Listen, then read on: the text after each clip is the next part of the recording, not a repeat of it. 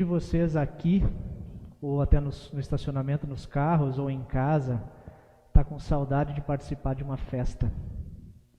Muita saudade de ir a uma festa? Vocês conseguem imaginar ainda como é que é uma festa, depois de tanto tempo sem participar de uma? Tentem colocar a imagem na cabeça aí, pessoas que são especiais para vocês, aquele clima divertido de festa, música, roupa bonita, boa comida, bebida à vontade. Assim é uma festa, né? Uma festa boa. Faz tempo que nós não damos uma festa. Faz tempo até que a gente não participa de uma festa. Hoje a gente está começando uma série nova de mensagens que eu chamei de Encontros com Jesus. E nessa série nós vamos explorar alguns encontros que diferentes pessoas tiveram com Jesus. Procurar perceber detalhes nas atitudes, detalhes nas falas de Jesus, explorar um pouquinho as experiências, as conversas desses encontros. E por isso eu te convido a procurar nas falas inesperadas de Jesus, respostas para os nossos questionamentos de hoje, mesmo que tenham sido palavras ditas há tanto tempo. E eu escolhi começar essa série por uma festa de casamento. Jesus, a sua mãe e os seus discípulos tinham sido convidados para o banquete, mas não era uma simples festa. Para a gente entender bem essa festa da qual eu estou falando, que nós ainda não lemos, vamos ler já na sequência a história, alguns aspectos culturais precisam ser levados em conta para a gente compreender um pouco mais essa história. As culturas antigas, as orientais, elas davam uma ênfase muito forte na família, muito mais forte na família do que no indivíduo. É diferente de hoje, né? Hoje a nossa cultura ocidental do século XXI valoriza muito a experiência pessoal de cada um. Naquele tempo não. As pessoas encontravam sentido na vida, na realização, nas realizações não pessoais, mas nas realizações familiares, de comunidade, sendo uma boa esposa, um bom marido, um bom pai, uma boa mãe, sendo bons filhos. Isso era o que se buscava naquela época. A nossa cultura ocidental, que é mais individualista no século XXI, ela tem dificuldade para compreender todo um vilarejo celebrando um casamento durante uma semana. É muito tempo de festa, né? A gente vai numa noite. Eles passavam uma semana em festa. Porque a nossa sociedade, ela valoriza mais o indivíduo. O sonho de muito adolescente hoje é fazer um mochilão, né? Conhecer lugares, viajar o mundo, se possível até sozinho. Alguns nem vislumbram a possibilidade de um casamento. Mas lá no vilarejo de Caná da Galileia, no primeiro século, o propósito do casamento não era apenas a felicidade dos noivos, acima de tudo, como a gente hoje imagina. Mas era a união de uma comunidade, o início de uma nova geração que estava começando. Em outras palavras, o casamento, a finalidade do casamento era o bem de todos, não apenas daquela família. Quanto mais fortes e mais numerosas as famílias de uma cidade, melhor a economia, maior a segurança militar, maior até a prosperidade de todos.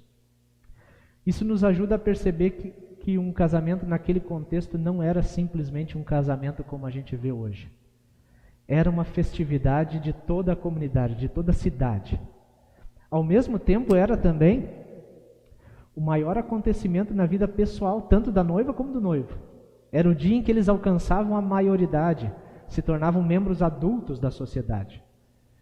Então, aquele casamento em Caná da Galileia, do qual Jesus participou, não foi qualquer casamento. Foi uma grande festa. Uma festa que quase foi completamente arruinada pela falta de cuidado dos anfitriões. O vinho acabou. Imagina só, você está no meio da festa, acabou a bebida, e agora? Vamos ouvir o relato de João 2, a partir do versículo 1. Diz assim na Bíblia: Houve um casamento no povoado de Caná, na região da Galileia, e a mãe de Jesus estava ali. Jesus e os seus discípulos também tinham sido convidados para o casamento. Quando acabou o vinho, a mãe de Jesus lhe disse: o vinho acabou. Jesus respondeu: não é preciso que a senhora diga o que eu devo fazer. A minha hora, ainda não chegou a minha hora. Então ela disse aos empregados: façam o que ele mandar. Ali perto estavam 6 potes de pedra. Em cada um cabiam entre 80 e 120 litros de água. Os judeus usavam a água que guardavam nesses potes nas suas cerimônias de purificação. Jesus disse aos empregados: encham de água estes potes. E eles os encheram até a boca. Em seguida, Jesus mandou: agora tirem um pouco da água destes potes e levem ao dirigente da festa. E eles levaram. Então o dirigente da festa provou a água e a água tinha virado vinho. Ele não sabia de onde tinha vindo aquele vinho, mas os empregados sabiam. Por isso ele chamou o noivo e disse: todos costumam servir primeiro o vinho bom, e depois que os convidados já beberam muito, servem o vinho comum. Mas você guardou até agora o melhor vinho. Jesus fez esse seu primeiro milagre em Caná da Galileia. Assim ele revelou a sua natureza divina e os seus discípulos creram nele. Foi assim que Jesus revelou a sua natureza divina, transformando água em vinho. E eu sempre me pergunto, por que Jesus fez um milagre como esse? Com tanta gente para ser curada, tantos demônios para serem expulsos, pessoas com fome para alimentar, e Jesus garante o vinho para que a festa continue. Não sou estranho para vocês isso? Ele soa estranho se a gente imagina Jesus como alguém que não gosta de festa. Mas Jesus adora festa.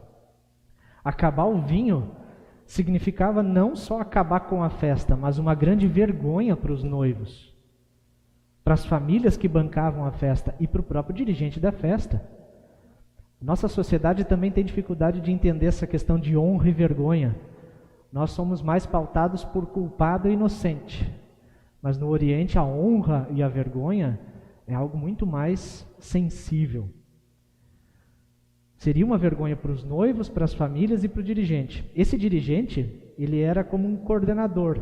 A função dele era convidar as pessoas para celebrar e se certificar de que as condições dessa celebração estivessem em ordem. Quando Jesus transforma água em vinho, ele salva o dia, salva a festa toda. E você consegue perceber o que ele está dizendo quando ele transforma a água em vinho e providencia vinho? É como se ele estivesse dizendo assim: olha, eu sou o verdadeiro mestre de cerimônias do banquete. Eu sou o senhor da festa. Não é outro. Talvez você em casa também, pensando assim: mas Jesus não veio para abrir mão da própria glória, para ser rejeitado, para sofrer, para morrer na cruz? Sim, tudo isso está incluído no contexto. A cruz, ela não sai em nenhum momento da cabeça de Jesus. Quando Maria diz que o vinho acabou, Jesus fala da hora. Diz: a minha hora ainda não chegou. Que hora é essa? Não sou estranho também? Acabou o vinho, a minha hora ainda não chegou. Claro que ele vai sim negar a si mesmo. Claro que vai ter sacrifício. Primeiro o sacrifício dele mesmo, depois dos seus seguidores. Os discípulos, a mãe, até mesmo nós, podemos até nos surpreender com a cruz. Mas Jesus tem plena consciência do que estava para acontecer. Ele tem claro diante de si qual é a sua missão. Vir ao mundo para pagar a nossa culpa, a culpa do nosso pecado, com a sua morte e ressurreição. Só que para Jesus, todo sofrimento é meio para alcançar um fim. É um meio para alcançar uma finalidade. E a finalidade é uma alegria festiva. A alegria de uma festa. Eu sempre digo que Deus não dá ponto sem nó.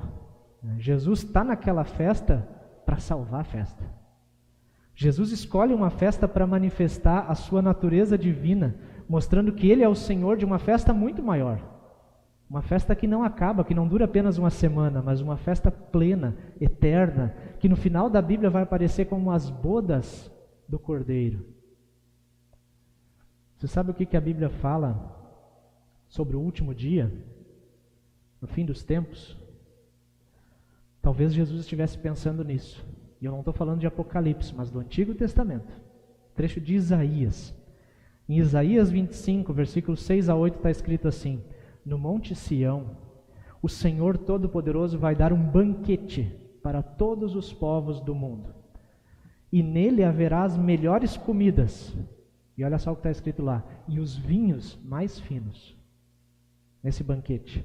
E ali ele acabará com a nuvem de tristeza e de choro que cobre todas as nações.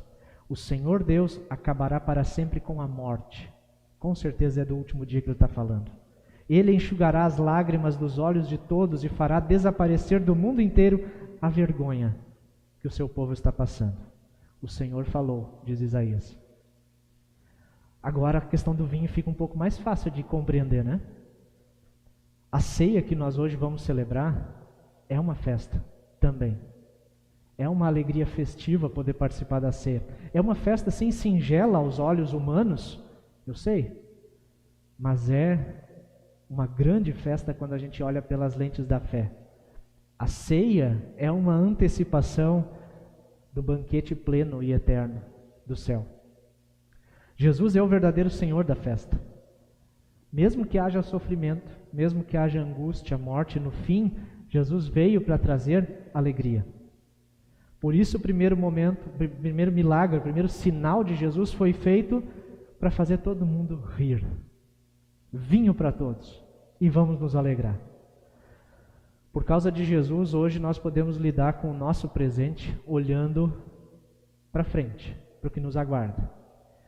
Eu li essa semana uma frase de um pastor e professor chamado Edmund Clooney. E eu copiei essa frase na tela para vocês. Ele disse assim, falando sobre esse texto: Jesus se colocou no meio da alegria da festa de casamento e sentiu a dor que se aproximava, para que nós hoje, que cremos nele, possamos nos colocar no meio de toda a dor do mundo e sentirmos a alegria que se aproxima. Faz sentido para vocês? Jesus se colocou no meio da alegria da festa de casamento e lá naquela alegria ele sentiu já a sua dor que se aproximava, a nossa dor, né? Para que hoje nós que cremos nele possamos nos colocar no meio de toda a dor do mundo e sentirmos já agora a alegria que se aproxima. Se vocês estavam com saudade de participar de uma festa, a boa notícia é que essa saudade termina hoje. O que nós estamos fazendo aqui hoje, apesar das máscaras, apesar do distanciamento, apesar do pessoal lá fora no carro, talvez até passando frio, porque deve estar uns 10 graus hoje aqui na rua, mas é uma festa.